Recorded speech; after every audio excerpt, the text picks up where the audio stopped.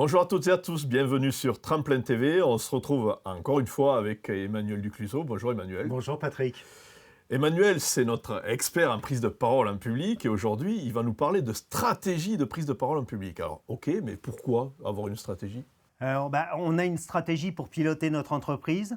Très souvent, on a même une stratégie de communication d'entreprise. Ouais. Sauf que dans la stratégie de communication, on oublie de créer une stratégie de prise de parole du dirigeant. En quoi c'est important? Eh oui. Eh bien, s'il y a à peu près 80% des salariés qui estiment que la prise de parole de leur dirigeant est importante et qui l'attendent, il y en a environ la moitié qui estiment que lorsque cette prise de parole est là, 1, c'est du descendant, et 2, ils n'apprennent rien parce que très souvent, on leur explique le comment faire les choses alors que ce sont eux. Le comment, c'est eux. Le comment, c'est eux. Ce sont eux les professionnels de ce qu'ils ont à faire. D'accord ? Alors, je vais te prendre l'analogie avec la piraterie, sujet que j'adore. Le dirigeant, c'est un capitaine de bateau pirate. Pourquoi ? Parce que déjà, la mutinerie n'est jamais très loin et qu'on peut se faire débarquer ou que les matelots débarquent. Que les matelots débarquent. Un capitaine, un vrai capitaine de piraterie, au fil des siècles, ce sont tous ceux qui ont toujours donné le pourquoi on va chercher ce trésor-là et pas un autre.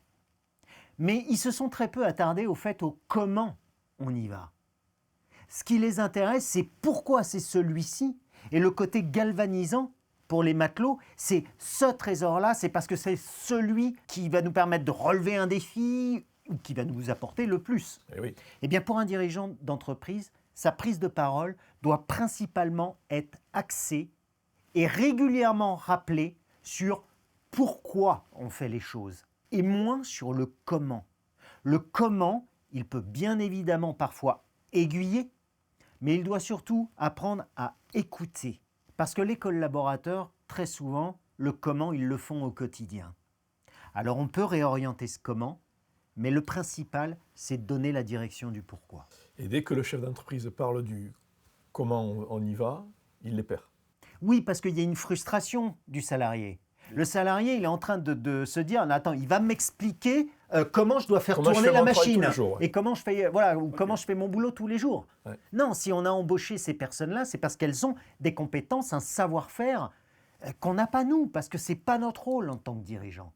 Notre rôle, c'est d'amener au trésor et de toujours faire en sorte de recadrer pour ne pas perdre la direction qu'on a décidé de prendre. Merci de cet éclairage sur cette stratégie de prise de parole.